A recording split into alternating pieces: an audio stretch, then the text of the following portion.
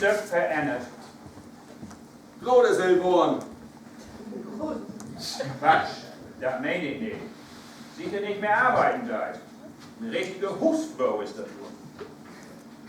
Mein Volkshochschulkursen Korken ohne Fett füllt mir sowas von gut.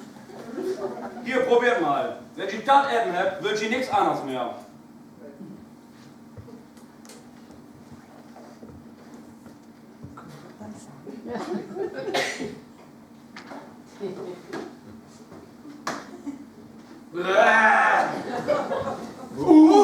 Was denn?